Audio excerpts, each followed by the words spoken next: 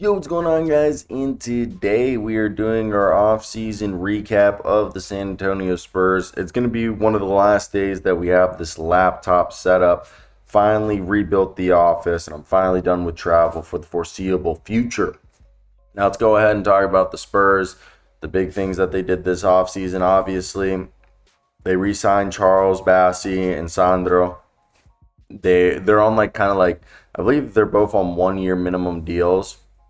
So if they wanted to, they'll have the ability to move on from them. Now, the rest of the team, I do think it gets interesting when you look at it, as it's currently Malachi Flynn, BJ Boston, Riley Minix, and Nathan Mensah. I'd have to assume that Malachi Flynn and BJ Boston, because they've used up their years of eligibility for two ways, that they're probably duking it out with somebody else on this roster, which I would assume is either CD Sissoko or Sandro or Charles Bassey, while Nathan Mensah is probably duking it out with Charles Bassey and Sandro for the third string center spot potentially. I think Riley Minix is probably duking it out with David Duke and Jamarie Bouye for a two-way spot, and BJ Boston and Malachi Flynn, like I mentioned earlier. Again, those are probably like the battles that you're going to see. Outside of that, who could get traded? If they were just trying to free up space, I think Malachi Branham and Blake Wesley are the two guys that have some value that somebody would take a flyer and give them draft capital or something like that. The rest of the guys, I don't think they would move, nor would they get back the return on their investment. Outside of that, they went out and got themselves Harrison Barnes in a deal. They didn't go out and get him, but they went out and got Chris Paul, which is fantastic. We'll talk about that shortly. But they got Harrison Barnes as part of the DeMar DeRozan deal, as they were a willing salary dump in that deal.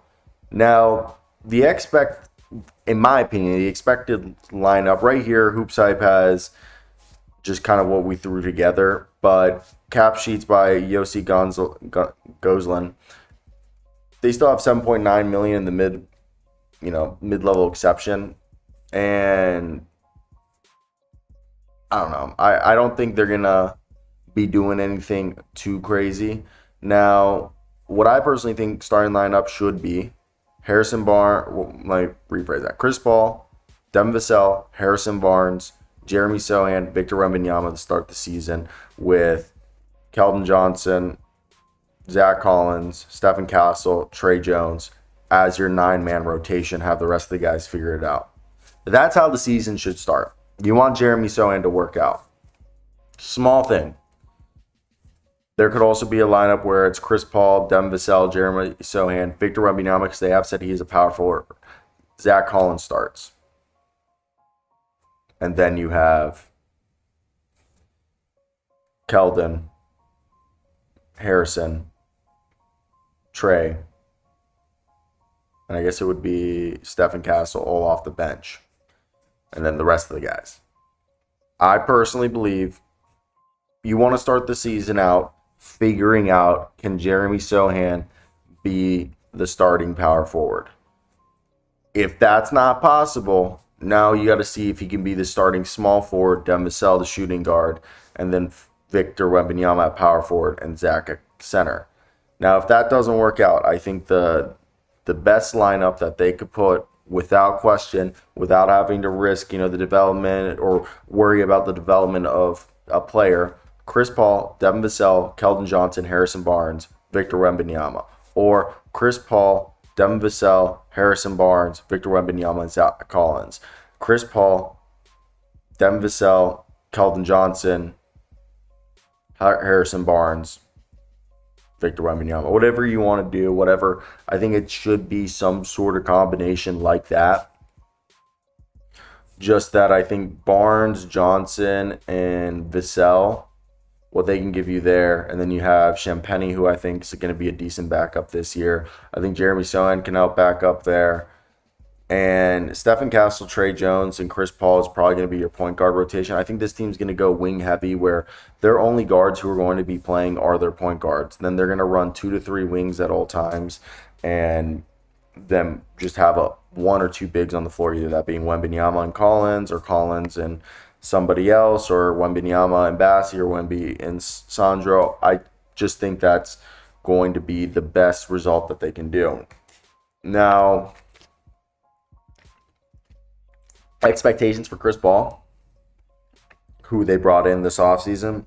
I'm not going to sit here and be like, oh, Chris Paul is going to continue to defy. It's not like he's defied Father Time. I think Father Time has caught up pretty well to him, but his game has just aged like fine wine. He played 26 minutes a night last year.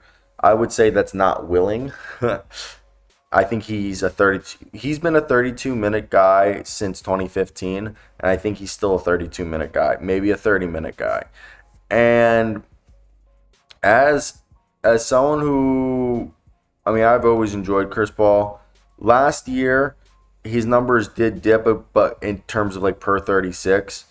So I think realistically, what you're looking at is probably closer to that last Suns season stat total, maybe 12 points, 9 assists, a steal and a half, few rebounds, shoots like 37% from 3, shoots like 44% from the field.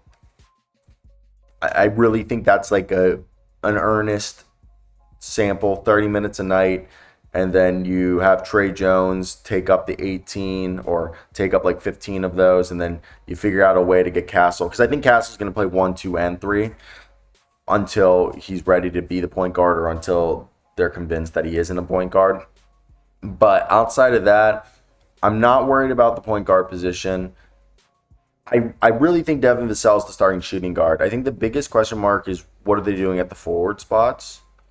And that's a combination. Is it Sohan, Johnson, Barnes? Are they going to continue to do what they did last year with Vic at the power forward and run Collins at the center? And I know. And I think for me, the biggest thing is making sure that this team plays well. I personally think Blake Wesley, Malachi Brannan, Sidi Sissoko, Sandro, and Charles Bassey, as much as I like all those guys, I don't think they're long-term guys. Like, I like David Duke and Harrison Ingram more than those guys long-term. Also, Riley Minix, I don't think will make the team. He's like an insane shooter, but I think they're just going to have him on the G League team for the next season. Work on his dribbling. If he does impress, maybe next year, but yeah. I want to hear your guys' thoughts. Like, comment, subscribe if you made it this far.